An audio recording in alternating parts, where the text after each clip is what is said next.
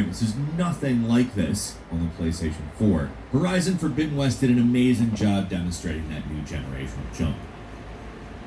At 9 is Spider-Man Miles Morales versus Spider-Man on PS4. The demo started with what's probably a cutscene, but we transitioned the gameplay pretty quickly. Now, I don't know exactly how much of the gameplay is going to continue having these dramatic camera angles, as the original Spider-Man game also showed us a lot of dramatic camera angles that weren't necessarily actual gameplay. But keeping that in mind, I think we got a pretty good look at exactly what level of detail we'll actually see in this game. And it is maybe not as big a jump as Horizon Zero Dawn, but a definite jump. For one, we're seeing more weather, more varied lighting. Things look different to more of an extent shot to shot in this trailer than Spider-Man PS4. I mean, we're seeing a lot more colored lighting and self-casting of shadows, which is a really subtle difference, but actually takes a lot of horsepower, and it looks great. Moving on to number 8 is Ratchet and Clank Rift Apart versus the Ratchet and Clank remake. Now, I think this is a really good place to demonstrate just how big of a jump we're seeing, because these are both very stylized, cartoonish games. You wouldn't be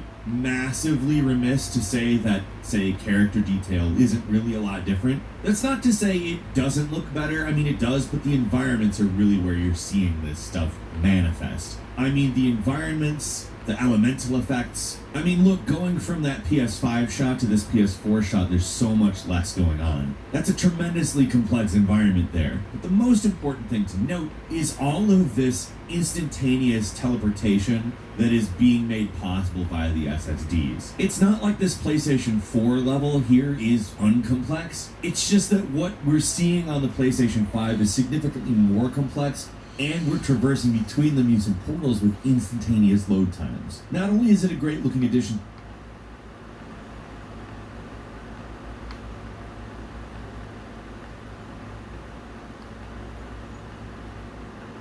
talk about what NBA 2K21 looks like compared to NBA 2K20. Now, I want to go ahead and say we did not get a lot to judge this game off of. In some respects, there's some big-time social distancing going on in this trailer, although they also made sure to show us the difference between the character models, which, in some respects, we might be looking at a big jump. Our man is very sweaty in this new trailer. He is very affected by lighting, and in previous versions of the game, obviously we've got stadium lighting, which can look amazing, don't get me wrong. But I do for sure think that they went out of their way to show us a lighting situation that would maybe not be typical, just to show off some form of better lighting. I don't know exactly how reflective of gameplay this footage is going to be, but I'll say it just looks a lot more human than anything in the previous game. Look at him.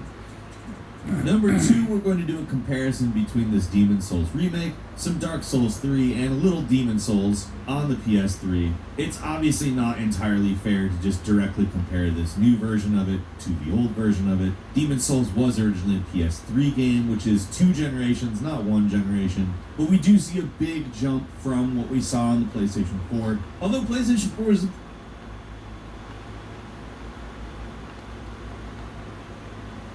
talking about Resident Evil 7 versus Resident Evil 8. The PlayStation 5's 8 was kind of a surprise reveal, and it's really incredibly detailed and pretty looking and scary looking and grimy looking. But we have to remember that Resident Evil 7 on the PlayStation 4 looked really good. Do I think there's an obvious jump in what's possible? Yes, I do. We do see some general better realism as far as lighting. Hair looks better, smaller environmental texturing looks better. I mean, we're kind of going for the same vibe with the creepy haunted house thing, but this one's much more grandiose and textured. The outdoor environments look far more realistic this time around. And while Resident Evil 4 went for this more mold-oriented, nasty baddie, we're kind of seeing a little bit more of a mystical, supernatural type baddie this time around, albeit a little bit along the lines of what you'd see in Resident Evil. So stylistically, there's a big difference. As far as fidelity goes, there is a definite jump as well. I mean, obviously. As far as what we're looking at on the PlayStation 5, I mean, everything has had PNC upped. It's all incredible looking, and I'm really excited for this console generation. How about you, though? Leave us a comment.